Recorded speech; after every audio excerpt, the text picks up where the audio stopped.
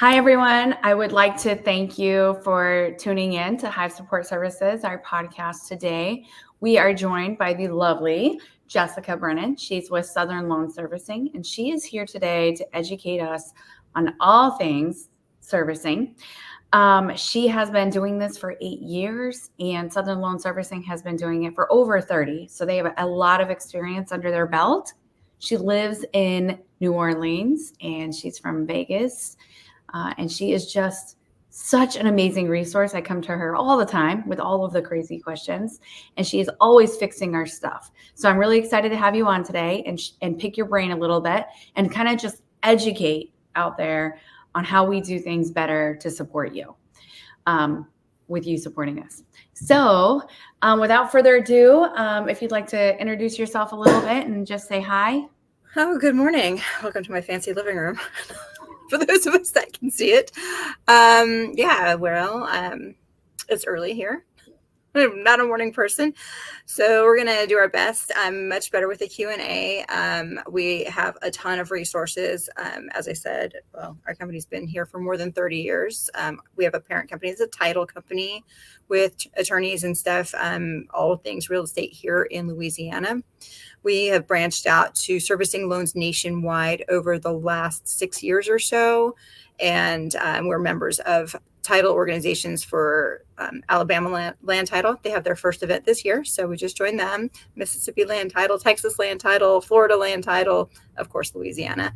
And we've just been expanding by leaps and bounds. We have new staff members, so that's pretty good. We have people that are dedicated for escrow or that stuff. People are dedicated for money in, money out. People that are dedicated for collections, default notices, and stuff like that. And I am in charge of marketing and onboarding. Awesome. And you do a great job. You are so responsive. Like, it's pretty incredible. So obviously we come from a creative space, and I just want to pivot and say that your title office handles those as well. I've worked with them. They're pretty awesome.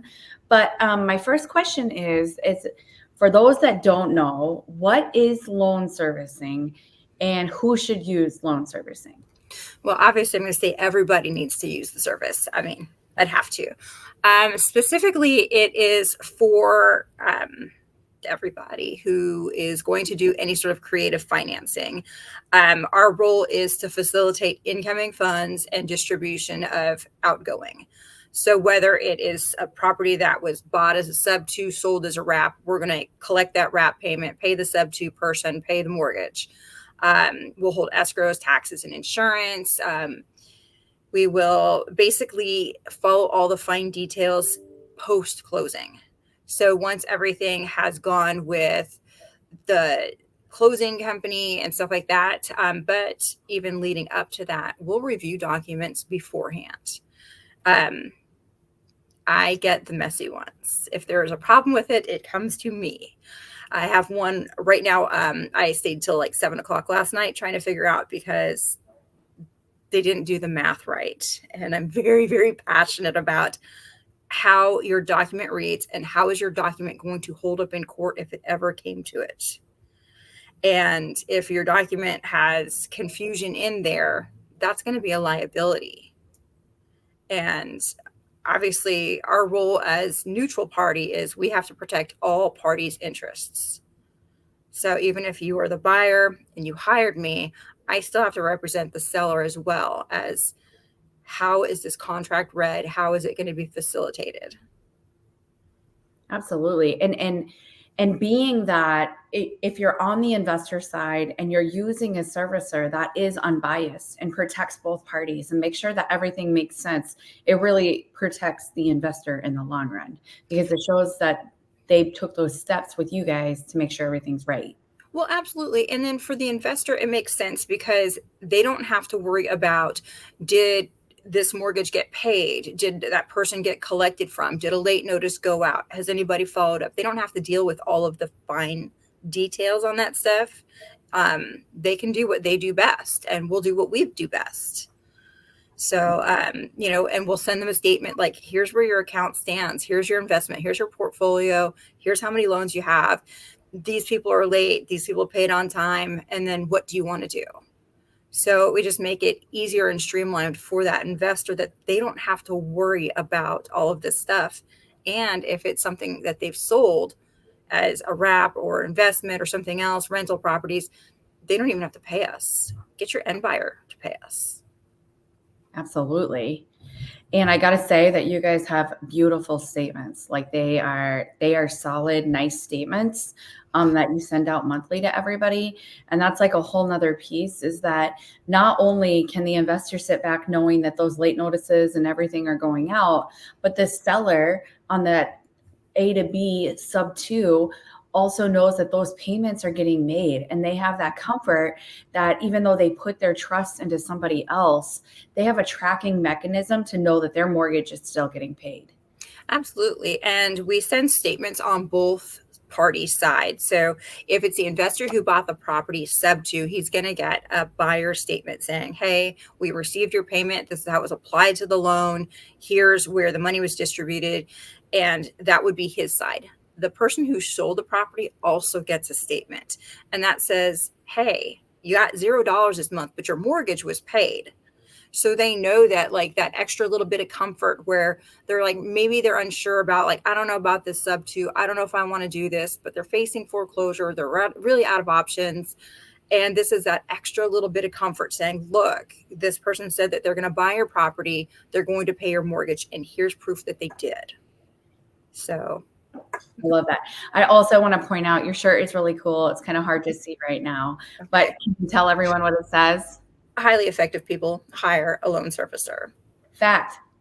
You do less work and you do less stress. You have less everything when you work with your office. And I got to tell you, I've worked with multiple loan servicing companies, and not only are you guys responsive when you call, when you email, but your statements every month are just fantastic. Like, working with you guys is so much easier than any other company that I've worked with.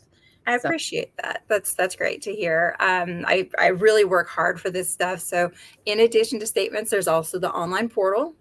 So both the lender, whoever sold that property, has a chance to log in, see, like, is my mortgage getting paid? What's going on with that stuff? And the buyer on that property also has an online portal. It's separate, and it'll show how is that. If you have multiple properties, you can have them all toggled in there, get your tax documents at the end of the year, track what you've paid in interest for that. All of the things. It's just so advanced that we work so hard to try and make sure we're getting all those tools out. Text messaging saying, hey, money received. Hey, money paid out. Hey, you're going to get money. Hey, we're going to take your money. It goes email, it goes text. And like, we're just, every time that we see another need, we hire another person, train that person for that role. That's awesome. I don't know how to mute the phone. Hang on. That's okay. She's still at work, so everyone's trying to get a hold of her. Yeah, I'm the only one in the office right now, except for one of the attorneys who I was trying to find a quiet time, but it's somebody else's phone that's ringing and I can't turn it off from here. No, that's fair. Okay.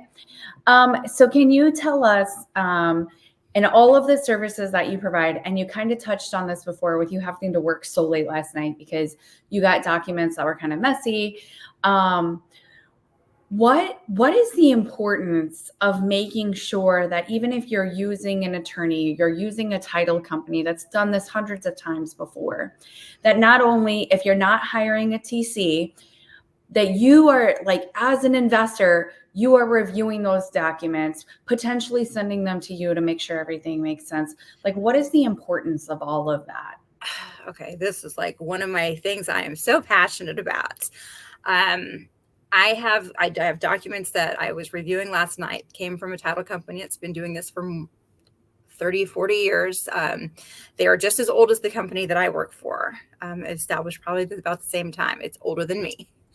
And their promissory note says the buyer is going to pay $140,000 at 6%. That is a math problem. There is no other way to look at this other than the length of the loan to establish what needs to be paid per month. In the second paragraph of that, it says how his payments are going to break down, and it is a lesser amount. The math doesn't work. And somebody has to address it and say, okay, in front of a judge, what is going to be said? You have two conflicting statements. Somebody has to correct this document. But the lender, the borrower, their agents, everybody's like, no, the document is fine. It's not fine. It's wrong. And I have to be the one to show them, like, okay, how is this? Is the seller supposed to be getting money?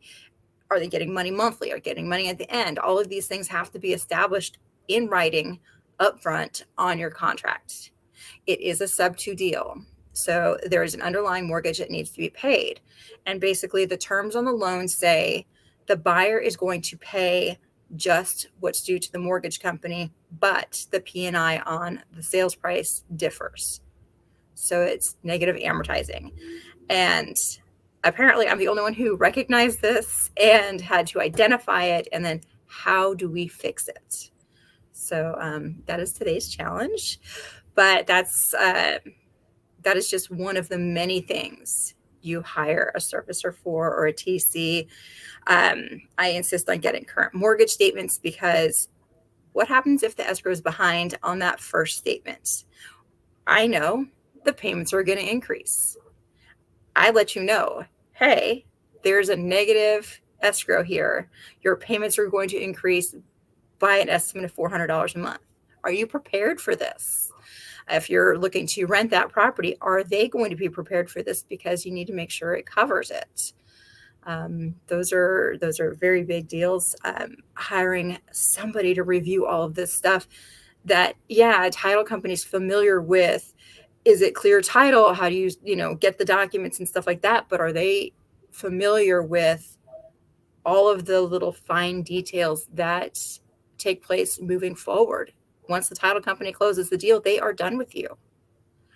I am here with you possibly for 30 years. One of my employees just said, "Oh my gosh, we still have mortgage statements from 1986 here." Yes, that's crazy. Original deeds. In case of a hurricane, I actually have the job to come and take all of those original documents with me. Oh, wow. That's crazy.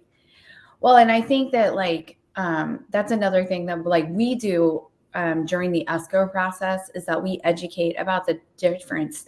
You're talking about when they take over a sub-2 and they have that negative escrow balance. We pull the tax statements, we compare the insurances to let them know. I mean, most times, even if you're buying a property sub-2, that PITI is going to change. And like you said, making sure that's okay, as long as that's in your underwriting, that makes sense for everybody, and that's how you can move forward. It kind of makes me laugh. I remember the first time I called you to see how we can work together, what can we do? And you were just kind of like, I don't really understand what you do. And and so I think as we work together, you realize there's some value provided there.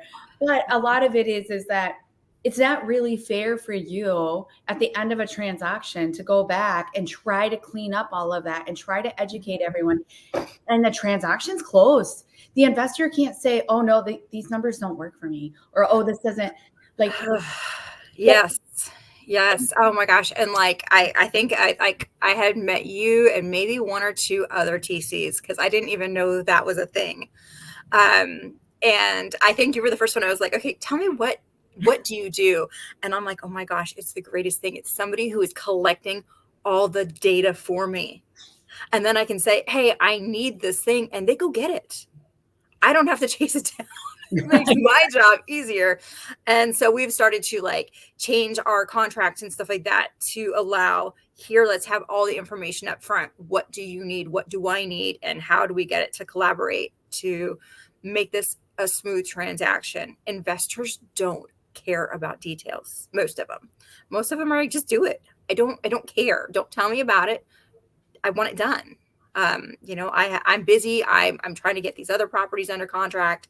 I don't care about fine details. So having somebody else collect all that stuff, get all the data together, put it together, and then we make sure it works. And then smooth sailing. People hopefully pay their bills.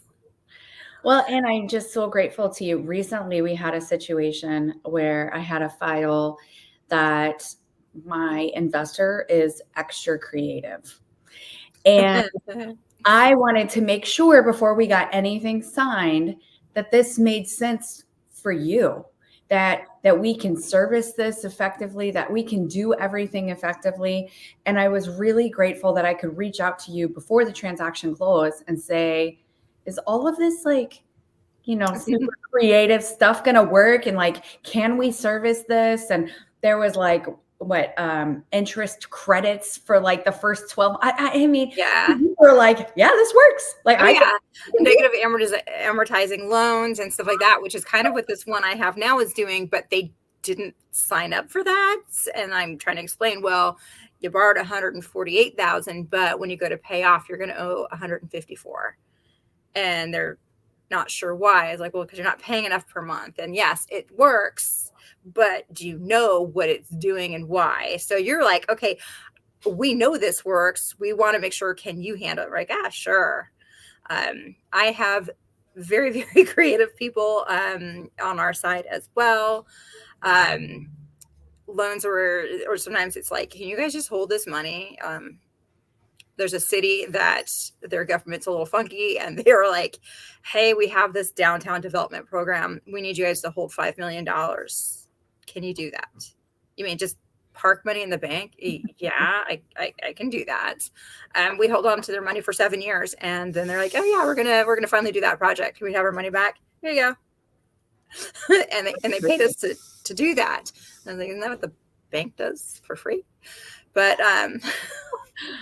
yeah, but so I mean, working with you better.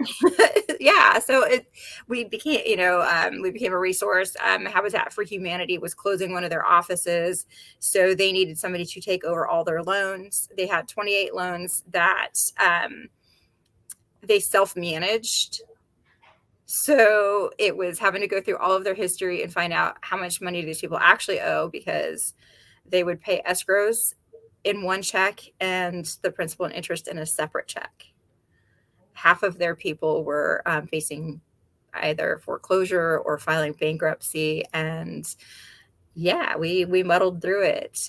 We were down to, I think, 6 left out of the original 28. The other people have all paid off. So that's great, because we're like, congratulations, like you own your house now. So sweat equity did pay off. Yeah. Wow. Yeah.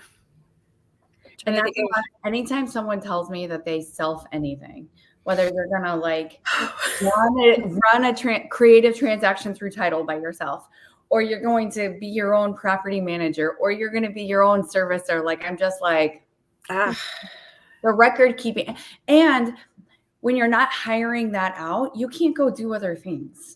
Like, people that have self-serviced, they chose not to use our service. They might have closed at our title company, but they chose not to have servicing. And 6 years down the loan, they're like, hey, how much does this person owe me? They want to pay off. I don't know. How much did they pay you? I didn't keep track of it. Or you want to put them in default and you want to know what the next steps are. You did not hire me. You did not pay me to do this service. Sorry. I mean, I'll do my best to help you, but at some point you have to take responsibility. You said how fearful you are of the self-servicing people, whatever. Sorry. Okay, at least it's not just me with outside noise.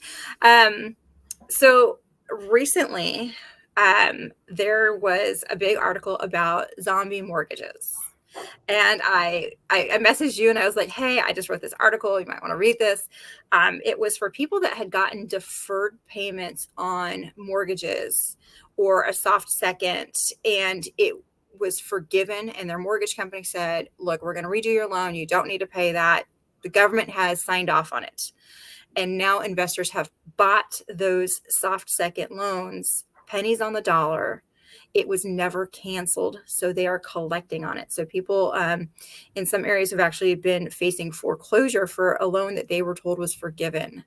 And it's not like they just owe whatever it was at that point. They've tacked on fees and attorney's fees and back interest, and it's been a legal nightmare. So I wanted to see, how does this affect for investors? And I went down this tunnel of Reddit about people that are like, oh no, you don't have to hire any of these people. You can go to the courthouse, get the whole title search. You can just DIY all of this stuff. And I'm freaking out. Like, no, no, no. And like filing all your own documents and stuff like that. Like, you need somebody to sign off on these things. If there's existing liens on there other than that one mortgage, you need to get them cured. And we're going to be facing this again because a lot of people got deferments with COVID. So when your person is at their wit's end and they're facing foreclosure and you come in with a subto deal, I will bring your mortgage current. I will give you some money so you can get on your way. I will take over your mortgage payments with your 3.25% interest rate. And they don't do the title search and they don't see that this person did have COVID deferred payments or storm related things or something else. And somebody else buys up that debt. And now you owe more money on that property than your original deal. And how is that going to affect it? And how do you know? And how do you be prepared? And the self-servicers are just going to be the ones that are going to have issues. So, Absolutely. I've seen a string of this in one of our markets. There's a team out there that you have really low entry fees because the seller signs a quick claim deed and you just take over their mortgage. Yes. There's so much, and you know this, even beyond a zombie mortgage, there's so many things that can come up on title that sellers forgot about. I mean, you're talking about mortgages that are years ago that they don't see on a mortgage statement every month. Yes. Like they have forgotten that they had that second loan. And I think in all like earnestness, they've forgotten. And so you're right. Like everyone gets in these situations by trying to cut corners instead of just doing them the right way the first time. Yeah, and that has been with the title search. Sometimes if there's like fees, maybe there was an HOA that has put a lien on the property because when they stop paying their mortgage, there's also that needs to be cured. Sometimes it's stuff like here, if the city had to come in and mow your lawn because you weren't doing those things, and they also put a lien on there. There could be tax liens that are in addition to whatever's being collected for escrows, and you already know the escrows are behind because the whole mortgage was behind, and all of those things would have to be addressed and collected. And know that other than the one subto deal that's going to be on there. So we had done a social media posting on that kind of blew up, and people talking about saying, subto's illegal and you can't do this, and big people with lots of money coming over there and taking the houses from the poor. And that's definitely not what we were talking about. Subto's been around for a very long time. People have bought subject to under a land contract, a contract for deed here in Louisiana, a bond for deed. These things all existed well before some of these communities and stuff like that. And sometimes taking the advice from some guy on Reddit, not the best. Not the best. Go to somebody who this is what they do. Yes. Find yourself a TC. Find yourself a title company that's familiar with this type of sale. Of course, a loan servicer. Yes. Well, and just, there's right ways and wrong ways to do it, and it's not the solution for everybody. But we're kind of in this area that all these people bought when properties were at an all-time high, purchase price wise, and now they're having to sell, or they're in default, or there's, whatever's happening. They're not able to sell their property traditionally. If you can sell your property traditionally and it's going to move on the market, subto is not the option for you. Right. And it's in some areas, it's more prevalent than others. Here in Louisiana, properties are not selling super fast. So sometimes when you have somebody who's, maybe they can't afford their property anymore, but has a good interest rate, golden opportunities to buy these, whether you're buying it subto and then doing, Section 8 housing. So you get guaranteed money and the investor gets paid every month, and that, a low income person can move in, or whether you're using it for an investment property, maybe you're going to Airbnb it or something. Depending on the area, it depends on whether or not this is a good deal. A lot of times we've seen people that, they lost their jobs. They got a good mortgage and stuff like that. They just can't afford it. Or maybe somebody in their family got sick and they have to move and they're stuck and they have to do it. Military people was a big one where they're getting stationed somewhere else, but they own this house and they need to sell it. And somebody can go in and get it subto. Even if they have a VA loan, that person can still get a new VA loan somewhere else. They prove that somebody else is paying this mortgage just as if you had it as a rental property. So there are plenty of good scenarios on where this works, how this works, why this works. Absolutely. And I feel that. So we are military. And if we moved right now, we just moved into our house 2 years ago. But the way the markets have shifted, if we moved right now, not only are we upside down, but the rent would not cover the mortgage. And Right. so, we're fortunate that both of us work. We have double incomes coming in, but like we had a period of time in my husband's career that we were moving every year, that me working and we have 6 kids, that those two things did not go together when he's gone all the time. And so a lot of people in that situation just don't have that option. And so it's just a tool in the tool belt, and using servicing so that they know that those loans are getting paid is just an extra layer of protection for everybody. I really want to thank you for your time today. Like you are like one of my favorite people to work with. We will be sure to put all of your contact information for Southern Loan Servicing in the description, and so that everyone can reach out to you and everyone can work with you. Like I fully believe in your product. So Thank I'm you. so grateful for your time and for you. And I hope you have a great rest of your day. You too. I know we've got a couple deals going on right now, so I'm going to go get to work on some of those. Yes. All right. Thank you. Thank you. Bye.